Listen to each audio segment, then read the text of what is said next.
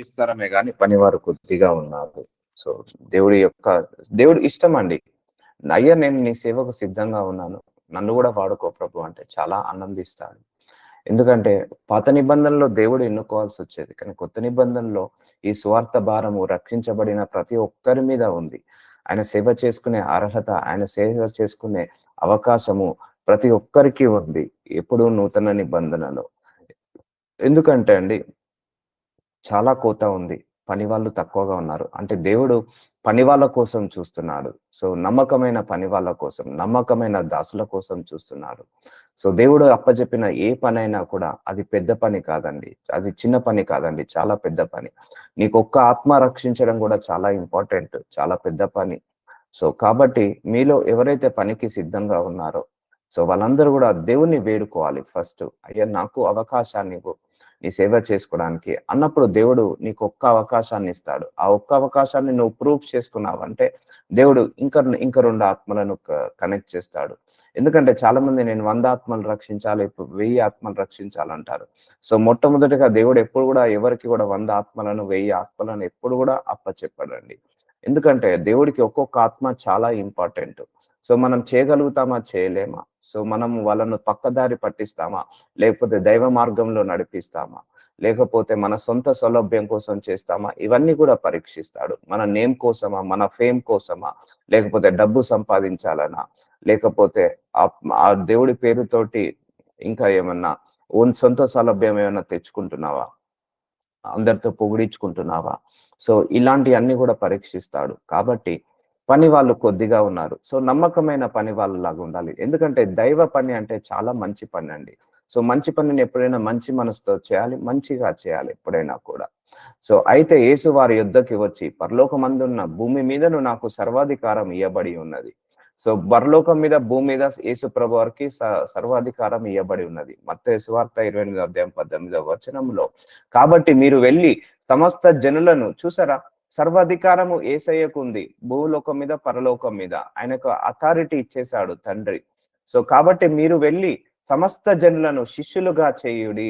చూసారా అండి, ఇప్పుడు అర్థమవుతుందా గాడ్ విత్ అస్ గ్లోబల్ మినిస్ట్రీలో ఎందుకు సేవకులుగా దేవుడు లేవనెత్తాలనుకుంటున్నాడు? సమస్త జనులను శిష్యులుగా చేయుడి అంటున్నాడు. సో మీరు వెళ్ళండి, మీరు రక్షించండి. ప్రతి ఒక్క రక్షించబడిన ప్రతి ఆత్మ కూడా ఆయనకు శిష్యులుగా మారాల్సిందే. తండ్రి యొక్క కుమారుని యొక్క పరిశుద్ధాత్మ యొక్క నామంలోకి వారికి బాప్తిజం ఇచ్చుచు వెళ్ళండి, రక్షించండి.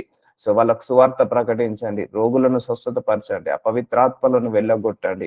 రక్షించిన బడే వాళ్ళందరికీ కూడా తండ్రి నామంలో, కుమారుని నామంలో, పరిశుద్ధాత్మ నామంలో బాప్తిజం ఇవ్వండి. సమస్త జనులను శిష్యులుగా చేయండి. చూసారా, సమస్త జనులు, irrespective of religion, irrespective of caste, irrespective of place, irrespective of ఏంటారు భాషా భేదం లేకుండా, దేశ భేదం లేకుండా, ప్రాంతీయ భేదం లేకుండా, కులమత భేదం లేకుండా సమస్త జనులను శిష్యులుగా చేయండి అని అంటున్నాడు. సో శిష్యులుగా చేద్దాము ఆయనకు. సో అందుకే అందరూ కూడా అడిగినప్పుడు దేవుడు ద్వారాలను ఓపెన్ చేస్తాడు. సో చూడండి, మీరు వెళ్ళి కాబట్టి మీరు వెళ్ళి అంటే ఈరోజు మీ అందరితో మాట్లాడుతున్నాడు. మీరందరూ కూడా వెళ్ళండి, సమస్త జనులను, మీ దగ్గర ఉన్న జనులందరినీ కూడా శిష్యులుగా చేయండి. మీకు శిష్యులుగా కాదు, యేసయ్యకు శిష్యులుగా చేయండి. తండ్రి యొక్క కుమారుని యొక్క పరిశుద్ధాత్మ యొక్క నామంలోకి వారికి బాప్తిజం ఇవ్వండి అని అంటున్నాడు. నేను మీకు ఏ ఏ సంగతులను ఆజ్ఞాపించుతునో వాటన్నిటిని గైకొనలని వారికి బోధించుడి. చూసారండి, మీకున్న నాలెడ్జ్ మీ దగ్గరే ఉండకుండా, మీకు ఇప్పుడు చూడండి దేవుడు ఈ యొక్క వాక్యాల ద్వారా మీకు చాలా జ్ఞానాన్ని ఇచ్చాడు. ఈ జ్ఞానం మీతోటే అంతరించద్దు. ఇక్కడ విన్న వాటిని, ఇక్కడ కన్న వాటిని, లేకపోతే మీకు తెలిసిన వాటిని, మీరు తెలుసుకున్న వాటిని మీ దగ్గరే ఉంచుకోకుండా తెలియని వాళ్లకు బోధించుడి, గైకొనవలనని బోధించుడి, తెలుసుకోండి బోధించమంటున్నాడు. ఇదిగో నేను యుగ సమాప్తి వరకు సదాకాలము మీతో కూడా ఉన్నానని వారితో చెప్పాను. చూసారా అండి, యుగ సమాప్తికి వరకు, సమాప్తము, ఈ యుగము అంతమయ్యే వరకు ఆయనే మన కోసము సదాకాలము మనతోటి సదాకాలముగా ఉంటాడు. అందుకే మనం సేవ చేస్తున్నప్పుడు మనం ఒంటరిగా సేవ చేయమండి. దేవుడి యొక్క ప్రత్యక్షత ఉంటుంది. దేవుడి యొక్క తోడు మనకుంటుంది. దేవుడి యొక్క కృపా కనికరము ఉంటుందండి. సో ఆయన సేవ చేసే వాళ్ళందరినీ కూడా బహుగా ఫలింపచేస్తాడు. ఆయనకు సేవ చేసే వాళ్ళందరినీ కూడా విస్తరింపచేస్తాడు. సో ఆయనను గణపరచువాన్ని ఆయన గణపరుస్తాడు. ఆయనను మహిమపరచువాన్ని ఆయన వాణ్ణిని మహిమపరుస్తాడని వాక్యము సెలవిచ్చింది. కాబట్టి సో ప్యూర్ హార్ట్ తో చేయండి. ప్యూర్ హార్ట్ తో, శుద్ధ మనసుతో, శుద్ధ ఆత్మతో, శుద్ధ ఆలోచనలతో చేయండి. ఏది చేసినా కూడా సేవలో మాత్రం కల్తీ ఉండద్దు. ఒకటి, సేవ మాత్రం దురుద్దేశంతో, దుర్బుద్ధితో, దురాలోచనలతో, ధనాపేక్షతో చేయకూడదు. అండ్ సేవలో మాత్రం ఏంటిది, మనము ఎవరికి పోటీ కాదు. సేవలో ఎప్పుడు కూడా పోటీ ఉండదండి. సో నీ ఇంట్రెస్ట్ ని బట్టి, నీ ఆకలిని బట్టి, నీ దాహాన్ని బట్టి దేవుడు నిన్ను హెచ్చిస్తాడు. కానీ ఒకరితో పోటీ పెట్టుకునేది మాత్రము కాదు సేవ. సో నీ యొక్క డిజైర్ని బట్టే ఉంటుంది, విస్తరింపచేస్తాడు. సో సేవ కూడా దేవుడు ఫస్ట్ ఒక ఆత్మనిచ్చి చూస్తాడు. నువ్వు ఎలా వాటిని కాస్తున్నావు, ఆ ఆత్మను ఎలా నువ్వు రక్షిస్తున్నావు, ఎలాగా భారం కలిగి ప్రార్థిస్తున్నావు, ఇది చూస్తాడు. సో అయిన తర్వాత ఇంకో కొంతమందిని పంపిస్తాడు నీకు. సో నీకు దేవుడు కొన్ని అభిషేకం ఇస్తాడు. ఎప్పుడైనా సేవకుడికి ఎలా ఉంటాడంటే దేవుడు కొన్ని వరాలను, కొన్ని ఫలాలను, కొంత అభిషేకాన్ని ఇచ్చి కొన్ని దానికి తగ్గట్టుగా కొన్ని ఆత్మలను పంపిస్తాడు. సో ఈ దైవజనుడు సరిగా సేవ చేస్తున్నాడా లేదా చూసి సరిగా సేవ చేస్తే ఇంకా కొంతమందిని పంపిస్తాడు. ఒకవేళ చేయలేకపోతే మనకిచ్చిన వాటిని తీసేసుకొని ఇంకొకరికి అప్పచెప్తాడు. అండ్ సేవలో కూడా ముందుకు సాగుతూనే ఉండాలి. ఎందుకంటే సేవ అంటే తిట్టే వాళ్ళు తిడతారు, పొగిడే వాళ్ళు పొగుడతారు, విమర్శించే వాళ్ళు విమర్శిస్తారు, దూషించే వాళ్ళు దూషిస్తారు. మనం మంచి చేస్తున్నా కూడా విమర్శలు వస్తున్నాయి, దూషిస్తున్నాయి. నీతిగా నిజాయితీగా ఉన్నా కూడా అది విమర్శలు, దూషణలు వస్తున్నాయంటే అది నీ మేలుకే, నీకే ఆశీర్వాదకరంగా మారుస్తాడు దేవుడు. సో అవన్నీ పట్టించుకోవద్దు. సేవ మీదనే ఫోకస్ చేయాలి. వస్తుంటా అంటారు, వెళ్తుంటా అంటారు, ఉంటుంటా అంటారు, పోతుంటా అంటారు. సో ఇదంతా కాదు. నీ యొక్క అభిషేకాన్ని బట్టి నువ్వు మూవ్ కావాలి. నీకు ఆత్మలను రక్షించాలన్న ఇంటెన్షన్ తో మూవ్ కావాలి. సో యజమానుడు తన ఇంటి వారికి తగిన వేళ అన్నము పెట్టుటకు వారిపైన ఉంచిన నమ్మకమైన వాడును బుద్ధిమంతుడైన దాసుడెవడు. చూసారండి, యజమానుడు, మనందరి యజమానుడు ఎవరు? యేసు ప్రభువారు. తన ఇంటి వారికి, తన ఇంటి వాళ్ళంటే ఎవరు? ఈ భూలోకంలో ఉన్న ప్రజలందరూ తన ఇంటి వారు. ఒకేలా అన్యులు కూడా తన ఇంటి వారే. సో దేవుడి యొక్క కోరిక ఏంటిది? క్రైస్తవులే పరలోకానికి రావాలని ఉందా, లేకపోతే అన్యులు కూడా పరలోకానికి రావాలని ఉందా? అన్యులు కూడా పరలోకానికి రావాలని ఉంది. తన ఇంటి వారికి తగిన వేళ అన్నము పెట్టుటకు. చూసారండి, తగిన వేళ అన్నము అంటే ఏంటిది? ఇక్కడ ఆత్మీయ ఆహారం పెట్టుటకు వారిపైన ఉంచిన నమ్మకమైన వాడును బుద్ధిమంతుడైన దాసుడెవడు. చూసారా, దేవుడు నమ్మకమైన దాసుడు, బుద్ధిమంతుడైన దాసుడు కోసం చూస్తున్నాడు. నమ్మకంగా పని చేయాలి. దేవుడికి పని చేస్తే చాలా నమ్మకంగా చేయాలి, బుద్ధితో చేయాలి, బుద్ధిమంతుడిగా చేయాలి. ఇప్పుడు మనకు కూడా మనము ఒక కంపెనీ పెట్టుకున్నామండి. మనం నమ్మకమైన పని వాళ్ళ కోసం చూస్తామా లేదా? బుద్ధిమంతుల కోసం చూస్తామా లేదా? సో బుద్ధిమంత తత్వము, నమ్మకమైన తత్వము, ఈ రెండు కూడా ఇంపార్టెంట్. ఎందుకంటే దేవుడు తన సేవకులను చాలా నమ్ముతాడండి. నీకు నమ్మి ఒక ఆత్మను అప్పచెప్తే అది చాలా బాధ్యతగా, చాలా భారంగా చేయాలి, నమ్మకంగా చేయాలి, బుద్ధిమంతుడుగా చేయాలి. ఎందుకంటే దేవుడు నమ్మకాన్ని పెట్టుకున్న తర్వాత మనం ఆ నమ్మకాన్ని వమ్ము చేయొద్దండి. ఎప్పుడైనా కూడా దేవుడు ఎందుకు నీకు ఒక ఆత్మను పంపించాడంటే నిన్ను ఎంతో నమ్ముతే గాని దేవుడు ఒక ఆత్మను నీ దగ్గరికి పంపించాడు. ఎంతో నమ్ముతే గాని నిన్ను సేవకుడిగా తయారు చేయడు. కానీ ఒక సేవకుడు కనుక తప్పు చేస్తే దేవుడు రెండింతలుగా బాధపడతాడు. అందుకే ఆ సేవకుడికి పనిష్మెంట్ కూడా రెండింతలుగా వస్తుంటా ఉంటది. కాబట్టి దేవుడు ఎవరి కోసం చూస్తున్నాడట? నమ్మకమైన బుద్ధిమంతుడైన దాసుడెవడు అంటున్నాడు. తగిన వేళ అన్నము పెట్టుటకు అంటే మంచి ఆహారము. సో ఆత్మీయ ఆహారము ప్రతిరోజు పెట్టడము, లేకపోతే వారానికి 1-2 సార్లు పెట్టడము, వారిపైన ఉంచిన నమ్మకాన్ని. సో యేసయ్య ప్రతి ఒక్కరి సేవకుల మీద తన నమ్మకాన్ని ఉంచుతాడు. కాబట్టి ఆ నమ్మకాన్ని ఆయన డైరెక్షన్ లో నడిపించాలి. ఆయన ఆత్మలన్నిటినీ ఆయనే కనెక్ట్ చేయాలి, వాళ్ళకు కనెక్ట్ చేసుకోకూడదు. సో పరలోక రాజ్యం ఒక మనుషుడు దేశాంతరమునకు ప్రయాణమై తన దాసులను పిలిచి తన ఆస్తిని వారికి అప్పగించినట్లు ఉండును. సో మత్తయి సువార్త 24:14 సేవ అంటే ఏంటిదండి? దేవుడి యొక్క ఆస్తి. దేవుడి యొక్క ఆస్తి భూలోకంలో ఏంటిదండి? ఆత్మలే ఆయన ఆస్తి. సో ఈ యొక్క అన్యజనులు కావచ్చు, స్వజనులు కావచ్చు, ప్రతి ఒక్క ఆత్మ ఆయన ఆస్తి అండి భూలోకంలో. సో వారికి అప్పగించినట్లుండును. నీకు ఆస్తులను అంటే అప్పగించాడంటే నీకు దేవుడి యొక్క ఆత్మలను అప్పగించినట్టు. సో అతడు ఒకని 5 తలాంతులను, ఒకనికి 2, ఒకనికి 1 ఎవరి సామర్థ్యం చొప్పున వానికి ఇచ్చి వెంటనే దేశాంతరము పోయెను. సో దేవుడు ఏం చేశాడంటే, ఇక్కడ మనం 30 మంది ఉన్నాం కదా, ఎవరి సామర్థ్యం చొప్పున, ఎవరి క్రియల చొప్పున, ఎవరి ఇంటెన్షన్ చొప్పున, ఎవరి యొక్క సామర్థ్యము శక్తి చొప్పున దేవుడు ఒక్కొక్కరికి ఒక్కొక్క ఆత్మనిస్తాడు. సో ఇక్కడ తలాంతులను ఆత్మ అనుకుందాము, లేకపోతే మనుషులను అనుకుందాము. ఒకనికి 5 తలాంతులు. సో నీకు సామర్థ్యం ఉన్నదా, నీకు 5 ఆత్మలను పంపిస్తాడు. ఒకనికి 2, ఒకనికి 1, ఒకనికి సామర్థ్యం చొప్పున వానికి ఇచ్చి వెంటనే దేశాంతరము పోయాను. సో దేవుడు నీకు కొన్ని ఆత్మలు ఇచ్చి చూస్తాడు. సో నీ సామర్థ్యం ఉన్నట్టే 5 ఆత్మలను ఇస్తాడు. లేకపోతే 2 సామర్థ్యాలు ఉంటే 2 ఆత్మలను ఇస్తాడు. లేదు నీకు సామర్థ్యం ఒక్క ఆత్మతోటే చేయగలగవంటే ఒక్క ఆత్మనిచ్చి చూస్తాడు. ఇచ్చి ఏం చేస్తాడో చూద్దాం. ఇచ్చి చూస్తాడు నీకు. సో 5 తలాంతులు తీసుకొని వాడు వెళ్ళి వాటితో వ్యాపారం చేసి మరి 5 తలాంతులు సంపాదించాను. సో నువ్వు 5 ఆత్మలను నీ దగ్గరికి పంపించాడు కదా. సో దేవుడు చూస్తాడు నువ్వు ఎలా వాటిని కాస్తున్నావు, ఆ 5ని 10 ఎలా చేస్తున్నావు, ఆ 10ని 20 మందిని ఎలా చేస్తున్నావు, 5 తలాంతులకు ఇంకా 5 తలాంతులు ఏమన్నా యాడ్ చేసావా, అంటే నీకు 5 ఆత్మలు ఇస్తే ఆ 5 నుంచి ఇంకా మల్టిప్లై చేసావా లేదా అని చూస్తాడు. అలాగనే 2 తీసుకొనిన వాడు మరి 2 సంపాదించను. చూసారండి, ఆత్మలను దేవుడు ఎప్పుడు ఎలా ఇస్తాడంటే కొన్ని ఇచ్చి చూస్తాడు. దాని తర్వాత నీ పని బాగుంటే ఇంకా కొన్ని ఇస్తాడు. సో అలా కంటిన్యూ అవుతుంటా ఉంటది. సో అందుకే దేవుడు నమ్మకమైన దాసుల గురించి చూస్తున్నాడు. అలాగుననే 2 తీసుకొనిన వాడు మరో 2 సంపాదించాను. 2 ఆత్మలు ఇచ్చిన వాడు ఇంకా 2 ఆత్మలను సంపాదించాడట. అందుకే దేవుణ్ణి 100 ఆత్మలు ఇవ్వాలి, 1000 ఆత్మలు సంపాదించాలని అడగకండి. ఒక్క ఆత్మనైనా సంపాదించాలని అడగండి. ఆ ఒక్క ఆత్మను సంపాదించిన తర్వాత దేవుడు నీకు 2 ఆత్మలను సంపాదించడానికి శక్తినిస్తాడు. 2 ఆత్మలను సంపాదించిన తర్వాత 4 ఆత్మలను సంపాదించడానికి శక్తినిస్తాడు. 4 సంపాదించిన తర్వాత 8 సంపాదించడానికి శక్తినిస్తాడు. ఎందుకంటే ఆ ఒక్క ఆత్మనే నువ్వు జాగ్రత్తగా కాపాడకపోతే 100 ఆత్మలను ఆయన నమ్మి ఎలా ఇస్తాడు? అర్థమవుతుందండి. అలాగే మినిస్ట్రీ కూడా గ్రో అవుతుంటా ఉంటది. అందుకే చాలా మినిస్ట్రీలు కూడా 5 సంవత్సరాలు 10 సంవత్సరాలు పడుతుంది గ్రో కావడానికి, 15 ఇయర్స్ పడుతుంది. ఇప్పుడు 15 ఇయర్స్ బ్యాక్ సేవ చేసే వాళ్ళ సేవ ఇప్పుడు పైకి వస్తుంది, ఇప్పుడు అభివృద్ధి చెందుతుంది. సో అలా అనాయింటింగ్ పెరిగిన కొద్దీ కూడా సేవ పెరుగుతుంటా ఉంటది, అభిషేకం పెరిగిన కొద్దీ సేవ పెరుగుతుంటా ఉంటది, పరీక్షల్లో పాస్ అయిన కొద్దీ సేవ పెరుగుతుంటా ఉంటది. సో దేవుడు నీకు 100 ఆత్మలను ఇచ్చాడా, ఆ 100 మందిని నువ్వు జాగ్రత్తగా చూసుకుంటే దేవుడు ఇంకో 100 ఆత్మలను నీ దగ్గరికి పంపిస్తాడు. సో ఇక్కడ దేవుడే పంపిస్తాడండి. నీకు ఒక అభిషేకాన్ని ఇస్తాడు, నీకు అనాయింటింగ్ ని ఇస్తాడు, నీకు కొన్ని వరాలను ఇస్తాడు. ఇచ్చి కొంతమందిని దానికి సంబంధించిన వాళ్ళందరినీ నీ దగ్గరికి పంపిస్తాడు. అది నువ్వే కాయాలి, అది ఇంకొకరికి చెప్పొద్దు. అర్థమవుతుందా అండి? ఒకరి మినిస్ట్రీలో ఒకరు ఎప్పుడు కూడా ఇన్వాల్వ్ కావద్దు. ఇప్పుడు మీలో 30 మంది ఉన్నారు, 30 మందికి 30 రకాల అభిషేకాలు ఇస్తాడు దేవుడు.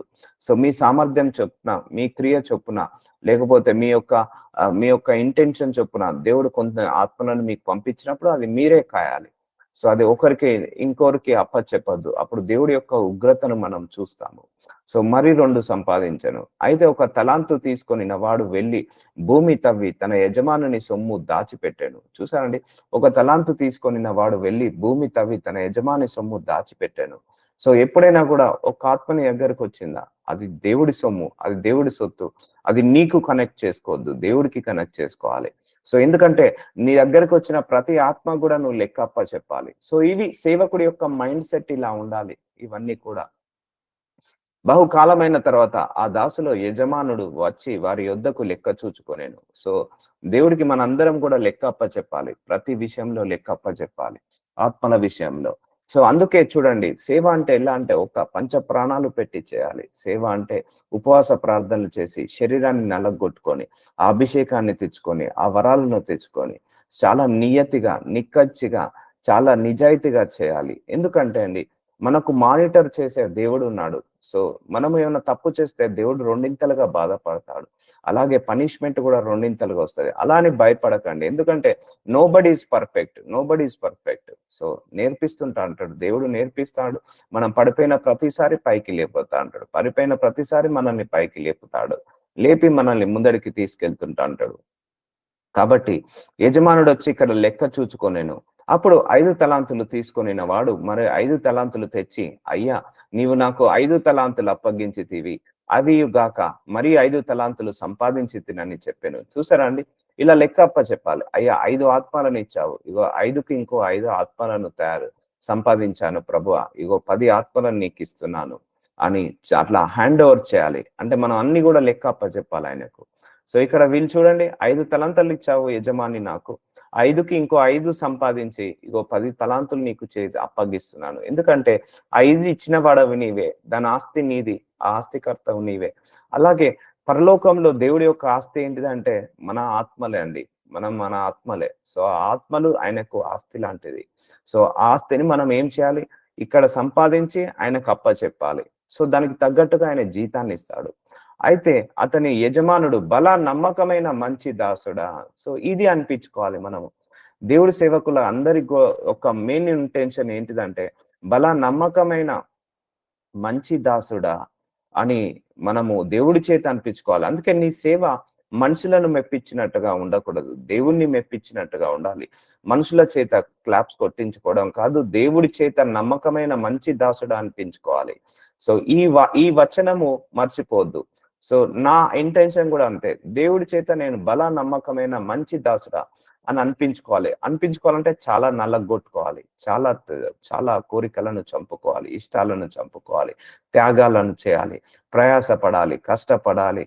సో సోమరితనంగా ఉండొద్దు, యాక్టివ్గా ఉండాలి, అలర్ట్ గా ఉండాలి. ఎక్కడెక్కడ ఆత్మ ఉందో, ఎక్కడెక్కడ సమస్య ఉందో వెళ్ళాలి, ప్రార్థించి రావాలి. అప్పుడే నమ్మకమైన మంచి దాసుడా అని దేవుడి చేత అనిపించుకోగలుగుతాము. సో మనందరము కూడా దేవుడి చేత బల నమ్మకమైన మంచి దాసుడా మంచి దాసురాలని అనిపించుకోవాలి.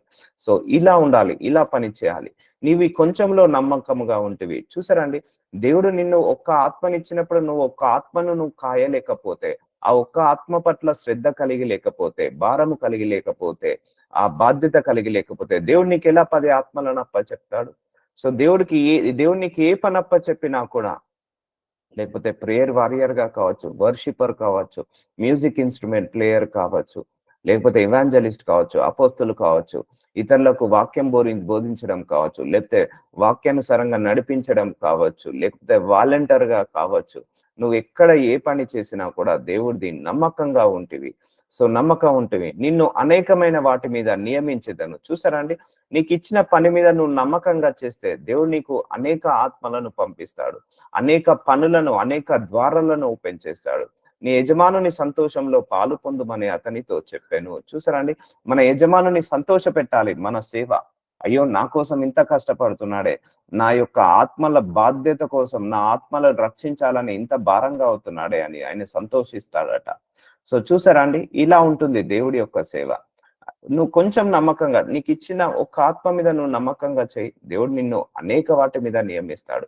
నీకు 5 ఇస్తే ఆ 5ని 10 అయ్యేలాగా నువ్వు చేయాలి, 10 ఇస్తే 10ని 20 అయ్యేలాగా, 20 ఇస్తే 30 అయ్యేలాగా. అలా నువ్వు బాధ్యతతో భారంగా చేస్తూ ఉండాలి. వస్తాయి ఎన్నో కష్టాలు వస్తాయి, ఎన్నో ఇరుకులు వస్తాయి, ఎన్నో ఇబ్బందులు వస్తాయి, ఎన్నో శ్రమలు వస్తాయి, ఎన్నో పోరాటాలు వస్తాయి, ఎన్నో పరీక్షలు వస్తాయి. వాటన్నిటిని తట్టుకొని ముందరికి నడుస్తూనే ఉండాలి. ఇప్పుడు చాలా మంది కూడా భూలోకంలో కొన్ని మినిస్ట్రీలు 15-20 సంవత్సరాల నుంచి నడిచినాయి కూడా కొలాప్స్ అయిపోయాయి ఒక స్టేజ్ వచ్చినప్పుడు. సో అలా ఉంటుందండి. సో ఎప్పుడు ఎలా ఉంటుందో తెలియదు ఈ సేవలో. సో అన్నిటికీ ప్రిపేర్ అయి ఉండాలి, అన్నిటికీ తట్టుకొని ఉండాలి. సో భయపడద్దు దేనికి కూడా, దేవుడి యొక్క శక్తి మన లోపల ఉంది కాబట్టి ఆ శక్తిని ముందట పెట్టుకొని, ఆ శక్తి నమ్ముకొని మనం ముందరికి వెళ్ళాలి. సో ఆయన ఇచ్చిన ఏ పనైనా కూడా పెద్ద పనే అండి. సో నీకు మ్యూజిక్ ఇన్స్ట్రుమెంట్ ప్లేయర్ గా ఇచ్చాడా, అది చాలా పెద్ద పనే. వర్షిపర్ గా ఇచ్చాడా, అది చాలా పెద్ద పనే. లేకపోతే నువ్వు ఒక చర్చిలో వాలంటీర్ గా పనిచేస్తున్నావా, అది పెద్ద పనే. లేకపోతే ఆ సేవకుడికి అసిస్టెంట్ గా ఉంటున్నావా, అది పెద్ద పనే. అక్కడ నేర్చుకుంటున్నావా, అది పెద్ద పనే. వాక్యాన్ని నేర్చుకుంటున్నావా, లేకపోతే 10 మంది గురించి ప్రేయర్ టీమ్ లో ఉండి ప్రేయర్ వారియర్ గా పనిచేస్తున్నావా, అది పెద్ద పనే. సో ఏ పని ఇచ్చినా కూడా నమ్మకంతో, ధనాపేక్ష లేకుండా చేయాలి. ఎందుకు ధనాపేక్ష లేకుండా చేయాలంటే, నువ్వు ఒక ఉద్యోగం చేసుకుంటూ సేవ చేసుకో. సో ఒకవేళ నీ సేవ విస్తరిల్లింది, దేవుడు నీకు ఒక 1000 ఆత్మలు అప్పచెప్పాడంటే అప్పుడు you can quit the job. అప్పుడు జాబ్ను వదిలేసి నీ సేవలో అభివృద్ధి చెందు. అప్పటి వరకు ఒక స్టెబిలిటీ వచ్చేస్తది సేవలో. ఎందుకంటే సేవలో అప్ డౌన్స్ ఉంటాయి. కొన్ని ఆత్మలు ఇప్పుడొస్తాయి. మళ్ళా నెక్స్ట్ వీక్‌కి వాళ్ళు కనపడరు. మళ్ళా కొంతమందొస్తారు. మళ్ళా తర్వాత కనపడరు. సో, వస్తుంటా అంటారు, పోతుంటా అంటారు. మళ్ళీ మనము కేవలము డబ్బు కోసమే సేవ చేస్తున్నట్టుగా ఎప్పుడు కూడా మార్పు పడకుండా చూసుకోవాలి. సో, దేవుడి యొక్క ఆత్మను సంపాదించాలని, ఆత్మలను రక్షించాలన్న భారముతో, బాధ్యతతో చేయాలి. అలా చేసిన భూలోకంలో చాలా మంది దైవజనుల యొక్క సేవ విస్తరింపబడింది. అందుకే డబ్బు కోసం ఎప్పుడు సేవ చేయొద్దు. డబ్బు కోసం సేవ చేస్తున్నాడన్న మాట గూడా తెచ్చుకోవద్దు ఎప్పుడు కూడా. సో, అది మంచిది కాదు. సో, అలాగే 2 తలాంతులు తీసుకున్న వాడు వచ్చి, సో, అంటే 2 ఆత్మలు ఇచ్చిన వాడు వచ్చి, అయ్యా! నీవు నాకు 2 తలాంతులు అప్పగించితివి. అవియే గాక మరి 2 తలాంతులు సంపాదించి తినని చెప్పాను. చూసారా అండి? 2 తలాంతులు ఇచ్చాడు. అంటే 2 ఆత్మలనిచ్చాడు. ఆ 2ని కాచాడు. ఇంకా 2 రక్షించాడు కూడా. రెండింటిని కాపాడాడు. వచ్చి లెక్క అప్పజెప్తున్నాడు. అయ్యా! నువ్వు నాకు 2 ఇచ్చావు. ఇంకో 2 కలిపి 4 ఇస్తున్నాను. మొదటి వాడు ఏమన్నాడు? 5 ఇచ్చావు. ఇంకో 5 కలిపేసి 10ని ఇస్తున్నానని చెప్పాడు. అతని యజమానుడు, బలా నమ్మకమైన మంచి దాసుడా, నీవు ఈ కొంచెంలో నమ్మకముగా ఉంటివి. చూసారా అండి? కొంచెంలో నమ్మకంగా చేయాలి. అప్పుడే సేవ విస్తరిస్తది. అందుకే చెప్పాను, సేవలో ఎప్పుడు కూడా షార్ట్ కట్స్ ఉండవు. సేవలో ఎప్పుడు కూడా స్మార్ట్ వర్క్ ఉండదు. సేవలో ఎప్పుడు కూడా పాలిటిక్స్ ఉండవు. సో, నువ్వు నమ్మకంగా పని చేస్తేనే దేవుడు నీకు అత్యధికంగా అభివృద్ధి చేస్తాడు, ఫలింప చేస్తాడు. సో, సేవ ఫలించాలంటే నువ్వు నమ్మకంగా పని చేయాల్సిందే. ఇచ్చిన పనిని సక్రమంగా చేయాలి, బుద్ధితో చేయాలి, జ్ఞానము చేయాలి, సోమరితనం లేకుండా చేయాలి. సో, ఆత్మల భారం కలిగి సంపాదించాలి. సో, అప్పుడు నీ సేవ విస్తరింప చేస్తాడు. చాలా మందికి సమస్యలున్నాయండి. కుటుంబ సమస్యలున్నాయి. దానివల్ల ఆగిపోతున్నారు. ఆర్థిక సమస్యలున్నాయి. దానివల్ల ఆగిపోతున్నారు. అయ్యో! నా బ్రతుకే భారంగా ఉందే. నా బ్రతుకే చాలా కష్టంగా ఉంది. నేనెందుకు ఇంకా 10 మందిని రక్షించగలుగుతాను అన్న బాధతో ఉన్నారు. అంత భయముతో ఉన్నారు. అయినా గూడా పర్లేదు. ఆ భారంతో, ఆ బాధలో ఉన్నప్పుడు గూడా, కష్టాల్లో ఉన్నప్పుడు గూడా దేవుడు సేవ చేస్తే, ఆ కష్టాల నుంచి విడుదల కలుగుతది. ఎందుకంటే భూలోకంలో ఉన్న ప్రతి దైవజనుడికి కష్టాలున్నాయండి. ప్రతి ఒక్క దైవజనుడికి శ్రమలున్నాయి, పోరాటాలున్నాయి, అనారోగ్య, ఆర్థిక, మానసిక, శారీరక సమస్యలున్నాయి. ఆ కష్టాలలోనే సేవ చేయడం జరుగుతుంటా ఉంటది. సో, అలా సాగుతూనే ఉండాలిగ. పట్టించుకోవద్దు దేన్ని కూడా. ఒక మూవ్ అవుతూనే ఉండాలి. ఎన్ని అడ్డంకులొచ్చినా, ఎన్ని ఆటంకాలొచ్చినా ముందడికి వెళ్తూనే ఉండాలి. డైలీ ఒక 1 అవర్ సమయాన్ని, లేకపోతే వారానికి ఒక రోజన్నా, ఒక ప్రార్థనన్నా పెట్టుకొని వాళ్ళను రక్షించాలి. నమ్మకమైన మంచి దాసుడా, నీవి కొంచెంలో నమ్మకంగా ఉంటివి. నిన్ను అనేక వాటి మీద నియమించెదను. చూసారా? ఇచ్చిన కొంచెం పనిలో నువ్వు నమ్మకం ఉన్నావనుకోండి, అనేక వాటి మీద దేవుడు నిన్ను ఆశీర్వదిస్తాడు. ఇప్పుడు అపోస్తులు సేవ చేస్తున్నప్పుడట, అక్కడ ఏం జరిగిందంటే, అపోస్తులు సేవ చేసినప్పుడు వాలంటీర్‌గా పని చేసేవాళ్ళు. ఆ వాళ్ళు బల్లాలు తూడ్చేవాళ్ళు, కుర్చీలు తూడ్చేవాళ్ళు. వాళ్ళు వాలంటీర్‌గా చేసేవాళ్ళు. ఆ సంఘంలో ఏంటిది పని చేసే వాళ్ళ మీదికి అభిషేకం వచ్చి వాళ్ళు కూడా సేవకులుగా మారారు. అందుకే నిన్ను వాలంటీర్‌గా తీసుకున్నాడు ఆ దేవుడు. నమ్మకంగా చెయ్యి. సో, నీకు ఒక ఆత్మనిచ్చాడు ఆ బాధ్యతను. నమ్మకంగా చెయ్యి. అప్పుడు నీ యజమానుని సంతోషంలో పాలు పొందుమని అతనితో చెప్పాను. సో, అంటే నీ పరలోక రాజ్యంలో ఆయనతో పాటు నిన్ను ఒక ప్రత్యేక సింహాసనాన్ని ఎచ్చి కూర్చోబెట్టాడు. ఎందుకంటే ఆయనకు సేవ చేసిన వాళ్ళను, జెన్యూన్‌గా సేవ చేసిన వాళ్ళను ఆయన ఎప్పుడు కూడా మర్చిపోడండి. ఆయన ఎప్పుడు కూడా రుణం ఉంచుకోడండి.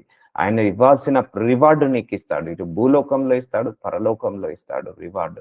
సో, సేవకులందరూ కూడా గొప్ప అభిషేకముతో నింపుకుంటాడు. ఆయన సేవ చేసే వాళ్ళందరినీ కూడా ఆయనను ఘనంగా హెచ్చిస్తాడు. తర్వాత ఒక తలాంతులు తీసుకొని వచ్చిన వాడు వచ్చి, అయ్యా! నీవు విత్తిన చోట కోయువాడవును, చల్లని చోట పంట కూర్చుకొని వాడవై కఠినుడవని నేను ఎరుగుదును. గనుక నేను భయపడి వెళ్లి నీ తలాంతుని భూమిలో దాచిపెట్టితిని. ఇదిగో నీది నీవు తీసుకోమని చెప్పాను. సో, చూసారా? ఇతను ఏం పని చేయలేడు. సో, ఆత్మను పంపించాడు దేవుడు. సో, ఎందుకో భయపడ్డాడో, లేకపోతే నాలెడ్జ్ లేదో, స్కిల్ లేదో, టాలెంట్ లేదో, లేకపోతే ఉద్దేశం లేదో ఏం చేశాడట? ఆ విత్తిన తలాంతుని తీసుకొచ్చి భూమిలో కప్పేశాడట. అప్పుడు అందుకు యజమానుడు వాడిని చూచి, సోమరివైన చెడ్డ దాసుడా. చూసారా? సోమరితనంగా ఉండొద్దు. దేవుడి సేవలో సోమరితనం పనికిరాదు. సో ఇద్దరు ముగ్గురులో ఇద్దరు యాక్టివ్ గా పనిచేశారు. సేవలో ఎప్పుడైనా కూడా యాక్టివ్ గా పనిచేయాలి. సోమరివైన చెడ్డ దాసుడా, నేను విత్తని చోట కోయివాడను, చల్లని చోట పంట కూర్చువాడను, నీ వెరుగుదొక కదా. అట్లయితే నీవు నా సొమ్ము సహకారుల యుద్ధ ఉంచవలసి ఉండెను. ఒకవేళ నీకు గనక ఆ ఆత్మను రక్షించడం లేకపోతే, సామర్థ్యం లేకపోతే, ఆత్మను ఎవరైతే రక్షిస్తున్నారో అప్పుడు నువ్వు వాళ్ళకి ఇవ్వచ్చు. సో నువ్వు ఒకవేళ నీకు కాయవలసి ఉండెను, కానీ నువ్వు ఆ ఆత్మను రక్షించలేకపోతే సాకారుల యొద్ద ఉంచవలసి ఉండెను. నేను వచ్చి వడ్డీతో కూడా నా సొమ్ము తీసుకుందునే అని చెప్పి, చూసారా అండి? ఒకవేళ నీకు దేవుడు ఒక పని అప్పచెప్పాడు, నీ వల్ల కాలేదు, నీ వల్ల కావట్లేదు. సో ఆ ఆత్మను వదిలేయకుండా నువ్వు ఎవరికైనా ఒకరికి కనెక్ట్ చేసి ఉంటే ఆత్మ రక్షించబడి ఆత్మ ఇంకో నలుగురిని రక్షించేది కదా అని దేవుడి యొక్క ఇంటెన్షన్. చూసారా అండి? ఎంత ఓర్పుతో చేయాలి, ఎంత సహనంతో చేయాలి దేవుడి యొక్క సేవ. సో ఇవన్నీ మీకు ఒక ట్రైనింగ్ లాగా తీసుకోండి. ఇవన్నీ కూడా మీకు ఒక ఎక్స్పీరియన్స్ లాగా తీసుకొని ఇలాగ గడపండి. ఎందుకంటే మీలో ఉన్న చాలా మంది కూడా ఆశ ఉంది, కానీ రూట్ దొరకట్లేదు. తప్పకుండా నువ్వు అడుగు దేవుణ్ణి, పదే పదే అడుగు దేవుణ్ణి, తప్పకుండా ఇస్తాడు. ఎందుకంటే నన్ను అడిగితే ప్రయోజనం కాదు, ఎందుకంటే ఆత్మలు నావి కాదు, ఆయనే ఆత్మ. ఆయన మీకు ఒకరికి పంపిస్తాడు. అప్పుడు మీరు దానిని శ్రద్ధగా మీరు చేస్తే దేవుడు ఇంకో 4ను పంపిస్తాడు. అలాగే ఈ సోమరితనం లాగా ఉన్నావనుకో, అప్పుడు ఆత్మ కూడా నశించిపోతుంది. అప్పుడు దేవుడు అడుగుతాడు, ఆత్మ నీకు పంపించానే, నువ్వెందుకు కాయలేదు అని అడుగుతాడు. సో ఇదంతా preparing your mind set. So ఎందుకంటే ఇవన్నీ నేను సేవలో దిగిన తర్వాత నేను నేర్చుకున్నాను. దేవుడు నన్ను సేవలో దింపిన తర్వాత ఇవన్నీ నేర్పించాడు. సో మీకు మీరు సేవలోకి ముందుగానే నేర్పిస్తున్నాడు దేవుడు. సో ఆ తలాంతులు వాని యొద్ద నుండి తీసివేసి 10 తలాంతుల గల వానికి ఇయ్యుడి. చూసారా అండి? 10 తలాంతుల వాడు బాగా చేశాడు, 5కి ఇంకో 5 చేశాడు. సో నీకు అలాగే ఉంటుందండి. ఇప్పుడు దేవుడు ఒక కాపరిని 1, 2, 3 కాపర్లను తీసుకున్నాడు. ఒక కాపరికి 5 గొర్రెలను ఇచ్చాడు, ఒక కాపరికి 2 గొర్రెలను ఇచ్చాడు, ఒక కాపరికి 1 గొర్రెని ఇచ్చాడు. 5 గొర్రెలను కాచి ఇంకో 5 గొర్రెలను సంపాదించుకున్నాడు. 2 గొర్రెలను ఇచ్చిన వాడు 2 గొర్రెలను కాచి ఇంకా 2 గొర్రెలను సంపాదించుకున్నాడు. ఆ ఒక్కటి ఇచ్చిన వాడేమో శ్రద్ధగా పని చేయక ఆ గొర్రెను కూడా పోగొట్టుకున్నాడు. అయితే ఆ దేవుడు ఆ గొర్రెను పోగొట్టుకోడు కదా. ఆ గొర్రెను కాస్త తీసుకొచ్చి ఎవరైతే 5కి ఇంకో 5 చేశాడో వాళ్ళకి యాడ్ చేస్తాడు. అందుకే చూసారండి, సేవలో నా దగ్గరికి రా, నా మాట విను ఎప్పుడు అనొద్దు. ఇప్పుడు నేను మిమ్మల్ని 3 సంవత్సరాల నుంచి ఏ ఒక్కరోజు అడగలేదు, నా వాక్యం వినండి, నా దగ్గరికి రండి. నేను దేవుణ్ణి అడుగుతాను, అయ్యా ప్రభువా, నీవే నా పనిని బట్టి నీవే ఇంకా 10 మందిని పంపించండి అని నేను దేవుణ్ణి అడుగుతాను. కానీ ఎప్పుడు కూడా ఎవరిని అడగలేదు, రండి నా వాక్యం వినండి, నా దగ్గరనే మీరు బోధన వినండి అని ఎప్పుడు అడగద్దు కూడా. ఎందుకంటే దేవుడు కొంతమందిని నీకు సిద్ధపరుస్తాడు. ఆ కొంతమందినే నువ్వు నమ్మకంగా చేయి. రాని వాటి గురించి ఆలోచించకు, వచ్చిన ఆత్మల గురించి ఆలోచించు అంటాడు. ఎప్పుడు కూడా నేను 3.5, 4 సంవత్సరాల్లో నువ్వు ఎందుకు రాలేదని ఎప్పుడు అడగలేదు, ఎందుకు రావట్లేదని అడగలేదు. ఎందుకంటే నేను దేవుడిని ఒకటే అడుగుతాను, నీ కృప ఈ రోజు ఎంతమంది మీద ఉందో అంతమందిని తీసుకురా ప్రభువా అని అడుగుతాను. అందుకే ఫోర్స్ చేయొద్దు ఎప్పుడు కూడా. సో దేవుడిని అడిగితే దేవుడే పంపిస్తాడు. ఆ పంపించిన ఆత్మ సరైన ఆత్మ, దేవుడి ద్వారా వచ్చిన ఆత్మ. సో అలా ఉంటున్నాను. సో సేవల్లో సేవకులు గాడ్ మేడ్ సేవకులు ఉంటారు, మ్యాన్ మేడ్ సేవకులు ఉంటారు, అండ్ డెవిల్ మేడ్ సేవకులు కూడా ఉంటారు. అపవాది కూడా కొంతమంది సేవకులను తయారు చేసి ఆ సంఘంలో చెడగొట్టడానికి పంపిస్తాడు. సో దేవుడి యొక్క చేత సేవకుడిని తయారు చేస్తాడు. కొంతమంది మనుషులు వాళ్ళే సేవకులుగా సిద్ధపరుస్తారు. So there are multiple people is there. అందుకే సేవ చేస్తున్న ప్రతి సేవకుడు కూడా దేవుడి ఆత్మతో నిండి ఉన్నాడని మాత్రం అనుకోవద్దు. చాలా మంది కూడా అపవాది ఆత్మతో ఉండి కూడా ఆ సేవలోకి వస్తాడు. ఎందుకంటే ఇంటి దొంగను దేవుడు కూడా పట్టలేడు. సో అందుకే ఆ సేవకులు కూడా సైతాను కూడా సేవకుడు అనే వేషంలో వచ్చి ఆ సంఘంలో ప్రతిష్ఠించబడి చాలా మందిని కూడా ట్రాప్ చేస్తుంటా అంటాడు. అందుకే నీ జీవితంలో ఒక సేవకుడు పరిచయం అయ్యాడు అంటే దేవుణ్ణి అడగండి, అయ్యా ఈ సేవకుడు సరైన సేవకుడా, ఇందులో నీ ఆత్మ ఉందా, నువ్వు తయారు చేసిన సేవకుడేనా అని అడగండి. ఈవెన్ నన్ను కూడా, నాతో సహా కూడా మీరు అడగచ్చు దేవుణ్ణి. నన్ను కూడా మీరు పరీక్షించాలి. ఎవరిని కూడా గుడ్డిగా నమ్మద్దు. ఎందుకంటే ఆ అపవాది అలా మనుషులను మార్చేస్తుంటా అంటాడు. అపవాది ఆ సేవకుడి వేషం వేసుకొని వస్తుంటా అంటాడు. కాబట్టి దేవుణ్ణి అడగాలి. కలిగిన ప్రతి వానికి ఇయ్యబడును, అతనికి సమృద్ధిగా కలుగును. లేని వాని యొద్ద నుండి వానికి కలిగినది తీసివేయబడును. సో నీకు ఒక 5 ఆత్మలు ఇస్తాడు దేవుడు. ఇచ్చి నువ్వు సరిగా చేసావనుకో ఇంకో 5 చేస్తాడు. సో నీకు 5 ఇచ్చాడు. ఒకవేళ నువ్వు సరిగా చేయట్లేదా వాటిని మాత్రం దేవుడు వదులుకోడు. ఇంకొకరికి పంపిస్తాడు. అర్థమవుతుందా అండి? ఏ పనివాడు మంచిగా చేస్తే ఆ పని వాళ్ళ దగ్గరికి దేవుడు ఆత్మలను పంపిస్తాడు. సో ఏ పనివాడు శ్రద్ధగా చేస్తే ఆ పనివాడి దగ్గరికి దేవుడు యాడ్ చేస్తుంటా అంటాడు. ఇప్పుడు ఒకడు మంచిగా పనిచేస్తున్నాడు, ఒకడు మంచిగా పని చేయట్లేదు. మంచిగా పని చేసిన వాడికి 5 ఆత్మలను పంపించాడు. మంచిగా పని చేయని వాడికి కూడా 5 ఆత్మలను పంపించాడు. అయితే దేవుడు ఈ మంచిగా పని చేయని వాడి దగ్గర నుంచి 5 ఆత్మలను తీసేసుకొని ఈ మంచిగా పనిచేసే వాడి దగ్గరకి పంపిస్తాడు. అందుకే సేవలో నా ఆత్మ నా ఆత్మ నా ఆత్మని లాక్కోవద్దు ఎప్పుడైనా కూడా. సో అది దేవుడే అభిషేకాన్ని ఇచ్చి దేవుడే నీ పనిని బట్టి నీ యొక్క ఆ జ్ఞానాన్ని బట్టి నీ యొక్క ఇంటెన్షన్ బట్టి నీ యొక్క శ్రద్ధను బట్టి ఆశీర్వదిస్తాడు. అర్థమవుతుందా అండి? సో ఇలా ఉంటుంది దేవుడి యొక్క సేవకుని ఇలా తయారు చేసుకుంటాడు.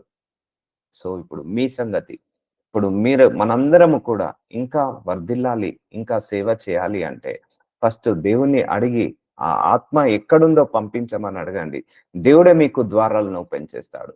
సో దేవుడు ఎప్పుడైతే నీకు ఒక పని చెప్పాడో అది నువ్వు శ్రద్ధగా చేయాల్సిందే.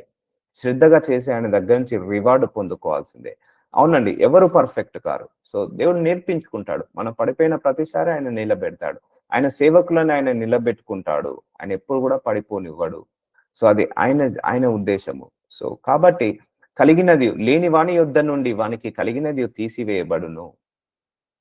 మరియు పనికి మాలిన ఆ దాసుని వెలుపటి చీకటిలోకి త్రోసివేయుడి. అక్కడ ఏడుపును పండ్లు కోరుకుంటాను ఉండున్నాను. సో అందుకే దేవుడి సేవ ఎప్పుడైనా కూడా బాధ్యతగా చేయాలి. అది నువ్వే చేయాలి, ఒంటరిగా చేయాలి. వన్ మ్యాన్ ఆర్మీ నేను చెప్పాలంటే ఇప్పుడు మీరే నన్ను గమనించి ఉండొచ్చు. సో వన్ మ్యాన్ ఆర్మీ సేవ అంటే నీకు ఒక శక్తిని ఇస్తాడు. దేవుడు నాకు అదే చెప్పాడు. ఇది నీ దగ్గరికి పంపిస్తున్నాను, నీ ఎవరికి చెప్పొద్దు, ఎవరికి ఇవ్వద్దు. సో ఇది నువ్వే కాయాలి. ఎందుకంటే నీకు ఒక అభిషేకాన్ని ఇచ్చి అభిషేకానికి తగ్గట్టుగా కొంతమందిని నీ దగ్గరికి పంపిస్తున్నాను. సో అది నువ్వే కాయాలి అని దేవుడు చెప్పాడు. ఇవన్నీ కూడా నాకు టీచింగ్. ఇవన్నీ కూడా ఎవరికి ఇవ్వద్దు. ఈవెన్ మా ఫ్యామిలీ మెంబర్స్ ఎవరు అడిగినా కూడా ఎంటర్టైన్ చేయొద్దు నేను. సో అర్థమవుతుందండి. ఇప్పుడు మా భార్య వచ్చి లేకపోతే మా పిల్లలు వచ్చి నేను ఈ సేవలో పాలు పంచుకుంటా అంటే దేవుడికి ఉగ్రత చూడాల్సి వస్తుంది. ఎందుకంటే ఈ అభిషేకము నీది, ఈ ఆత్మలు నువ్వు సంపాదించుకోవాల్సింది, ఈ ఆహారము నువ్వు పెట్టాల్సింది. కాబట్టి నువ్వే చేయాలి. అంతేకాని ఒకటి చేయొద్దు. నేను ఒక టెస్టిమోనీ కూడా విన్నానండి. యుఎస్ లో, అమెరికా దేశంలో ఒక సేవకుడు 30 సంవత్సరాల నుంచి సేవ నడిపిస్తున్నాడట. చాలా సక్సెస్ఫుల్ గా 30 ఇయర్స్ నుంచి సక్సెస్ఫుల్ గా రన్ అవుతుందట. ఆ సేవకుడు రన్ అవుతున్నప్పుడు వాళ్ళ వైఫ్ ఇన్వాల్వ్ అయిందట. వాళ్ళ వైఫ్ ఇన్వాల్వ్ అయ్యి ఒక 1 ఇయర్ లో క్లోజ్ అయిపోయిందట. ఆ సేవలో తన వైఫ్ ప్రీచింగ్స్ చేయడము, వాళ్ళ వైఫ్ ప్రేయర్లు చేయడము అలా స్టార్ట్ చేసిందట. ఒక 1 ఇయర్ లో ఆ చర్చ్ కొలాప్స్ అయిపోయిందట. 30 ఇయర్స్ సక్సెస్ఫుల్ గా రన్ అయిన మినిస్ట్రీని ఆ 1 ఇయర్ లో కొలాప్స్ అయిపోయింది. పేక ముక్కలాగా కూలిపోయింది. ఎందుకంటే ఆ హస్బెండ్ కి కాలింగ్ ఉంది కానీ ఆ వైఫ్ కి కాలింగ్ లేదు. ఎందుకంటే ఆ హస్బెండ్ ఆ ఆత్మలను సంపాదించుకున్నాడు. ఆ హస్బెండ్ ఆత్మలను రక్షించాడు. కాబట్టి ఆ హస్బెండ్ యొక్క ఆత్మలను అతను దేవుడు పంపించినప్పుడు ఆ హస్బెండే కాయాలి. ఒకవేళ వాళ్ళ వైఫ్ కూడా కొన్ని ఆత్మలు రక్షించుకొని ఉంటే దేవుడు వాళ్ళ వైఫ్ కూడా ఇచ్చేవాడు. లేకపోతే ఆ 30 సంవత్సరాలు ఇద్దరు కలిసి చేసుకుంటే బాగుంటేది. సో అలా ఉంటుందండి ఒక సేవ. ఇప్పుడు ఇప్పుడు మన దగ్గరనే చూడండి, ఒక సేవకుడు చెప్తున్నాడు అంటే చాలా మంది వస్తారు. ఇప్పుడు ఆ సేవకుడు ఆ రోజు నేను సర్మని చెప్పనంటే చాలా మంది డ్రాప్ అయిపోతారు. ఎందుకంటే అభిషేకము తగ్గట్టుగా దేవుడు వాళ్ళను పంపిస్తాడు. అందుకే దేవుడు కూడా నీకు ఏదైనా పని అప్పచెప్పాడా అది నువ్వే చేయాలి, ఎవరికి అప్పచెప్పొద్దు. అర్థమవుతుందండి. ఇప్పుడు అమెరికా దేశంలో ఒకరు కారు ఒకరు వాడొద్దు. ఎవరి కారు వాళ్ళే వాడాలి, ఎవరి కారు వాళ్ళే తీయాలి. సో అలాగే ఉంటుందండి సేవ కూడా. ఎందుకంటే నీకు కొన్ని ఆత్మలు ఇచ్చాడు అంటే అది నీ బాధ్యత. నువ్వు బాధ్యత తీసుకోవాలి ఆత్మల పట్ల. అందుకే నమ్మకమైన మంచి దాసుడా అనిపించుకోవాలి అంటే నువ్వు శ్రద్ధగా చేయాలి, భక్తితో చేయాలి, భయముతో చేయాలి, ప్రాణం పెట్టి చేయాలి. సో భారం కలిగి మనం ప్రార్థించాలి. అలా ఉంటుంది దేవుడి సేవ. సో అందుకే ఎవరికి అప్పచెప్పొద్దు. సో ఎగ్జాంపుల్ నన్నే, ఇప్పుడు మీరే నన్ను చూస్తున్నారు 3.5 ఇయర్స్ నుంచి. So how I'm treating, how I'm dealing, so అనేది మీరు గమనించి ఉండాలి. సో అలా ఉంటుంది అన్నట్టు. సో అది ఎవరు అడిగినా కూడా వాళ్ళకు ఇవ్వద్దు. అది కొలాప్స్ అయిపోతుంది. దేవుడి యొక్క పనిష్మెంట్ వస్తుంది. ఎందుకంటే నేను నీకు అప్పచెప్పాను. నువ్వెవరివి నా ఆత్మలను వేరోళ్ళకి అప్పచెప్పడానికి? That is my decision. ఒకవేళ నీ చేతిలోంచి తీయాలా అంటే అది నా డిసిషన్. ఇంకా నలుగురిని కలపాలంటే నా డిసిషన్. ఇంకొకరి దగ్గరికి పంపించాలంటే నా డిసిషన్ అని అంటాడు దేవుడు. సో అందుకే జెన్యూనిటీ ఉండాలి. దురాశ ఉండకూడదు. దుర్బుద్ధి ఉండకూడదు. ఏ సంఘానికి ఆ సంఘ కాపరిని నిలబెట్టి ఆ సంఘానికి ఎవరికి పంపించాలో వాళ్ళను పంపిస్తుంటా అంటాడు. అందుకే మీరేమైనా చర్చికి వెళ్ళారనుకోండి, కొంతమంది పాంప్లెంట్స్ ఇస్తుంటా అంటారు, మా చర్చికి రండి. వాళ్ళు ట్రాప్ చేస్తుంటా అంటారు. వద్దు. దేవుడు నిన్ను ఒక చర్చికి పంపించాడంటే అది దేవుడి చిత్తము. సో నీ దగ్గరకు ఒక ఆత్మ పంపించాడంటే అది దేవుడి చిత్తము. సో ఇలా ఉంటుందండి. సో మరియు ఇదిగో ఈయనే నా ప్రియ కుమారుడు, ఈయన యందు నేను ఆనందించుచున్నాను ఒక శబ్దం ఆకాశం నుండి వచ్చాను. సో ఇది మనందరం ప్రయాసపడాల్సింది దేవుడి చేత. ఈయన నా ప్రియ కుమారుడు, ఈయన నా ప్రియ కుమార్తె, ఈయన యందు నేను ఆనందించుచున్నాను. సో మనల్ని చూసి, మన సేవను చూసి దేవుడు సంతోషపడాలి. కానీ మన సేవను చూసి దేవుడు ఎప్పుడు కూడా బాధపడద్దు, ఎప్పుడు కూడా కృంగిపోవద్దు, ఎప్పుడు కూడా మనసు నొచ్చుకోవద్దు. సో అలా కష్టపడాలి, రాత్రింబగళ్ళు కష్టపడాలి, నమ్మకంగా కష్టపడాలి. సో దేవుడి యొక్క ఆత్మలను రక్షించాలన్న ఉద్దేశంతో ఆత్మలను సంపాదించాలి, కానీ ఆస్తులను కూడబెట్టాలని కాదు. సో అందుకే కానీ ఆ చర్చి కంటే కొన్ని ఖర్చులుంటాయి. అది దేవుడు కూడా వాటిని తీర్చుకుంటాడు. సో దేవుడు చేస్తాడు. మనం కూడా దేవుడి సంఘానికి కానుకలు ఇవ్వడానికి కానీ, దశమ భాగాలు ఇవ్వడానికి కానీ ఎప్పుడు కూడా నెగ్లెక్ట్ చేయొద్దు. సో ఎందుకంటే ఒక సేవ అంటే చాలా ఫైనాన్సెస్ తో కూడుకొని ఉన్నది కూడా. ఎందుకంటే సేవ అంటే ఆ హాల్స్ కట్టుకోవాలి, మ్యూజిక్ ఇన్స్ట్రుమెంట్ ప్లేయర్స్ కి ఇచ్చుకోవాలి, మీడియా టీమ్ కి ఇచ్చుకోవాలి, అందరు కూడా శాలరీకి పని చేయాల్సి ఉంటది, శాలరీ ఇచ్చుకోవాల్సి ఉంటది. సో అందుకే మనము మెర్సిఫుల్ గా ఉండాలి. అంటే సంఘాలకు ఇవ్వడంలో, మనం కానుకలు ఇవ్వడంలో, దశమ భాగాలు ఇవ్వడంలో, లేకపోతే విత్తనాలు విత్తడంలో ఎప్పుడు కూడా మనము నెగ్లెక్ట్ చేయకూడదు. ఎప్పుడు కూడా మనము ఒక దొంగలాగా ఉండకూడదు. తప్పకుండా ఇవ్వాలి. ఎందుకంటే ఆ సేవకు చాలా ఫైనాన్షియల్ సపోర్ట్ కావాల్సి ఉంటది. సో ఆ ఫైనాన్స్ కోసం మాత్రం సేవ చేయదు. నేను చెప్పాను చాలా సందర్భాల్లో, సేవ చేస్తే డబ్బులు రావడం వేరు, డబ్బుల కోసం సేవ చేయడం వేరు. సో నీ ఇంటెన్షన్ అంతా ఆత్మను ఎలా రక్షించాలి, ఆత్మను ఎలా దేవుడి డైరెక్షన్ లోకి నడిపించాలి, ఆత్మను ఎలా కాపాడాలి, సో వాళ్ళ ప్రార్థనను ఎలా చేసి వాళ్ళకున్న కష్టాల నుంచి ఎంతకు తెగ్గొట్టాలి అని చూడాలి. కానీ వీళ్ళు డబ్బులు ఇవ్వట్లేదే, డబ్బులు ఇవ్వకపోతే సేవ చేయడం మానేస్తావా, డబ్బులు ఇవ్వకపోతే ప్రార్థన చేయడం మానేస్తావా, డబ్బులు ఇవ్వకపోతే వాక్యం చెప్పడం మానేస్తావా, అంటే డబ్బులు ఇస్తేనే వాక్యం చెప్తావా, డబ్బులు ఇస్తేనే ప్రార్థన చేస్తావా, డబ్బులు ఇస్తేనే స్వస్థత విడుదల చేస్తావా? అందుకే డోంట్ సెల్ యువర్ గిఫ్ట్స్. దేవునికి ఏదైనా గిఫ్ట్ ఇచ్చాడా, డోంట్ సెల్ దట్ గిఫ్ట్. ఆ వరాలను ఎప్పుడు కూడా అమ్ముకోవద్దు, వాక్యాన్ని అమ్ముకోవద్దు, ప్రార్థనలను నమ్ముకోవద్దు. సో దేన్ని కూడా అమ్ముకోవద్దండి. ఎందుకంటే దేవుడు నీకు నమ్మి ఇచ్చాడు ఆ వరాన్ని. దాన్ని కమర్షియల్ గా చేయొద్దు, బిజినెస్ గా చేయొద్దు. కాకపోతే నువ్వు సంఘాన్ని కట్టుకోవాలి, డబ్బులు కావాలంటే ఫండ్స్ రేస్ చేయొచ్చు. నేను సంఘాన్ని కట్టుకోవాలి, నాకు ఫండ్స్ కావాలి అంటే ఫండ్స్ రేజ్ చేయొచ్చు. అంతేకాని నాకు ఇది ఇస్తేనే అది చేస్తా, అది ఇస్తేనే ఇది చేస్తాను కదా. అందులో శక్తి ఉన్న వాళ్ళు ఇస్తారు, శక్తి లేని వాళ్ళు ఇవ్వకపోవచ్చు. ఆ శక్తి లేని వాడిని, ఇవ్వలేని వాడిని కూడా నువ్వు సమానంగా చూడాలి. ఇచ్చిన వాడిని, ఇవ్వని వాడిని సమానంగా చూడాలి. సో ఇవన్నీ కూడా ఎందుకు చెప్తున్నాడు అంటే, మేబీ ఫ్యూచర్ లో మీకు ఒక పెద్ద మినిస్ట్రీ ఇచ్చాడు అనుకోండి, మారద్దు, మనస్తత్వం మారద్దు. ధనవంతుడు వచ్చినా పేదవాడు వచ్చినా పక్షపాతం చూపించద్దు చర్చిలో. ఇచ్చిన వాడు వచ్చినా ఇవ్వని వాడు వచ్చినా పక్షపాతం చూపించద్దు చర్చిలో. ఎందుకంటే చాలా మంది చర్చిలో, నా చర్చికి దశమ భాగాలు ఇచ్చేటోళ్ళే రావాలి, లేకపోతే కానుకలు ఇచ్చేటోళ్ళే రావాలి అంటే దేవుడు ఇంతగా బాధపడతాడు చూడండి. సో అంటే కానుకలు ఇచ్చే వాళ్ళే సంఘంలోకి రావాలా? సో అంటే డబ్బుతో లింక్ పెట్టద్దు ఎప్పుడైనా కూడా. దేవుడి యొక్క సేవ డబ్బుతో లింక్ పెట్టద్దు. సేవ అంటే ఏంటిది? ఉచితంగా చేసేదాన్ని సేవ అంటారు. దేవుడు కదా ఆయన యజమానుడు, దేవుడు కదప్ప మనము అందరం కూడా దేవుడికి పని వాళ్ళం కదా. పనివాడు జీతం నాకు పాత్రుడు కాడా అన్నాడు, పనివాడు ఆహారం నాకు పాత్రుడు కాడా అన్నాడు. ఆయన్నే పని ఇచ్చుకుంటాడు, ఆయన్నే జీతాన్ని ఇచ్చుకుంటాడు. కాబట్టి ఇవన్నీ కూడా చిన్న చిన్న జాగ్రత్తలు చూసుకుంటూ ముందడికి వెళ్తే నీకు దేవుడు గొప్ప పనిని అప్పచెప్తాడు, గొప్ప పంటను అప్పచెప్తాడు. అందుకే సేవలో యాక్టివ్ గా ఉండాలి. సేవలో దురాశ, దుర్బుద్ధి, దురాలోచనలు ఉండకూడదు. సేవలో ధనాపేక్ష ఉండకూడదు. నిక్కచ్చిగా ఉండాలి, నిజాయితీగా ఉండాలి. అండ్ సేవలో మొహమాటం కూడా ఉండకూడదండి. దేవుడు ఒకటి చేయమని చెప్పాడంటే చేయాలి. 10 మంది మెప్పు కోసమో, ఒకరి కోసమో మనం ఎప్పుడు కూడా బెండ్ కావద్దు ఎప్పుడు కూడా.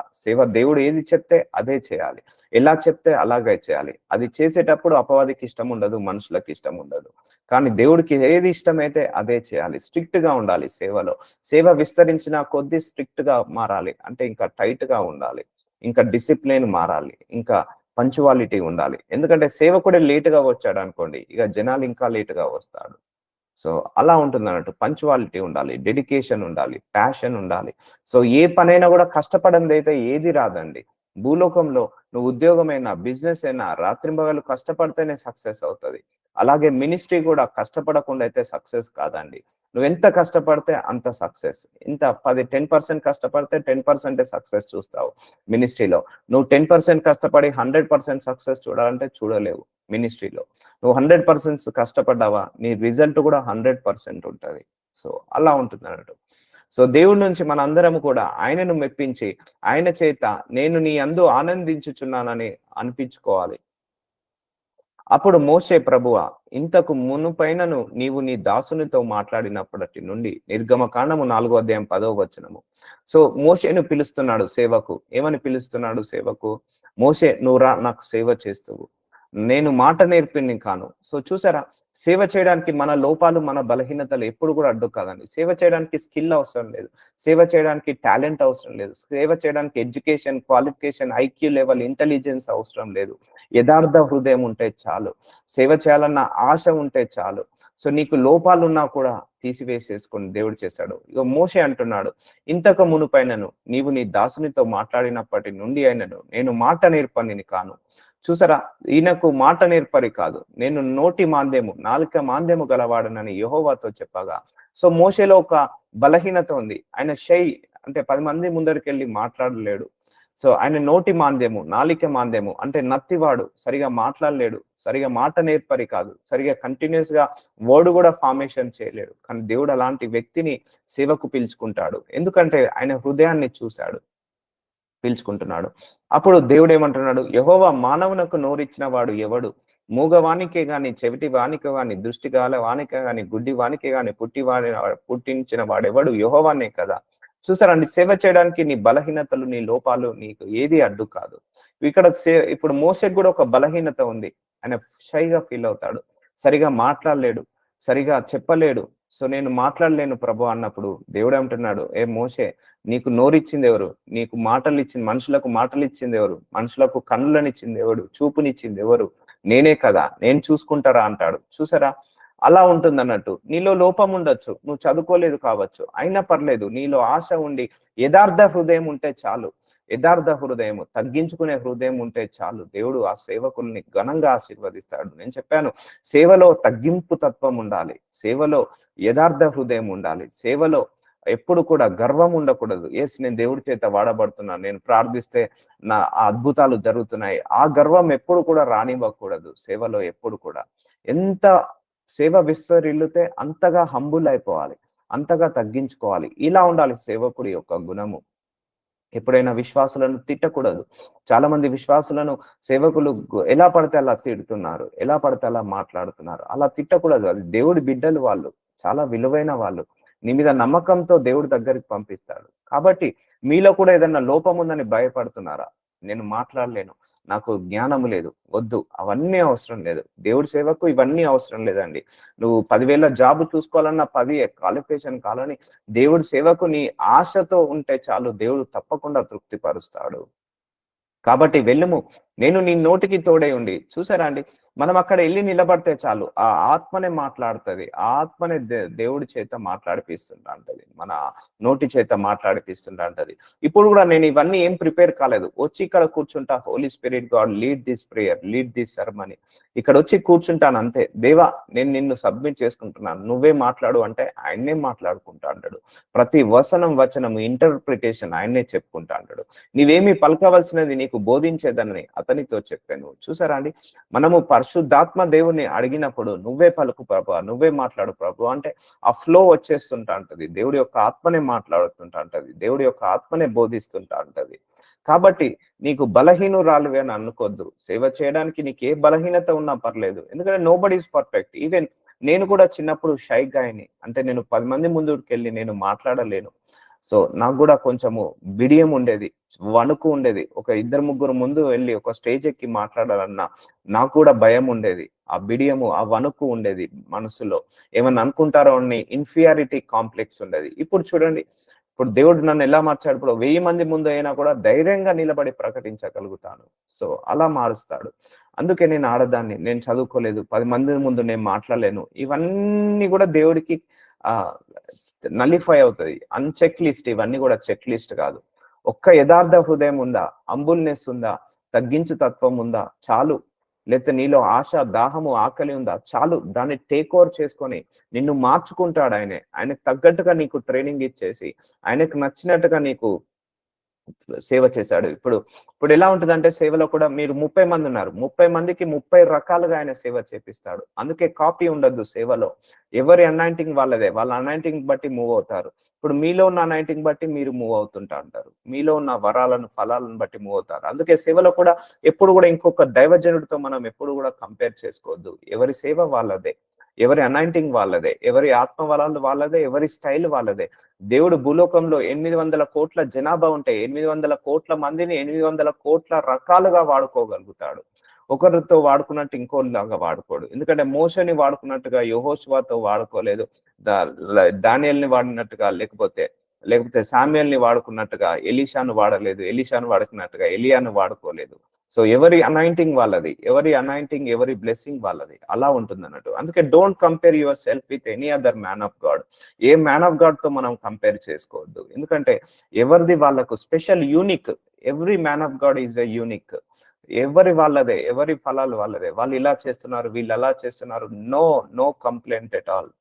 సో ప్రార్థనలు ఏకీభవించండి. నజరుడైన యేసయ్యా, ఇదిగో తండ్రి, సేవ గురించి ఇన్ని గొప్ప మర్మాలు మా అందరికీ బయలుపరుస్తున్నందుకు వందనాలు అయ్యా. నాకైతే తెలియదునైనా ఈ గ్రూప్ లో ఎంతమంది అయితే సేవకులుగా మీరు తయారు చేయాలనుకుంటున్నారో, ఎంతమందిని గొప్ప సేవకులుగా మార్చాలనుకుంటున్నారో, వాళ్ళందరినీ మార్చమని నజరుడైన యేసు నామములో ప్రార్థిస్తున్నాను. ఇన్స్ట్రక్షన్స్ అన్నిటిని కూడా ఫాలో అయ్యే కృపను దయచేయమని యేసు నామంలో ప్రార్థిస్తున్నాను తండ్రి. ఆమేన్, ఆమేన్, ఆమేన్.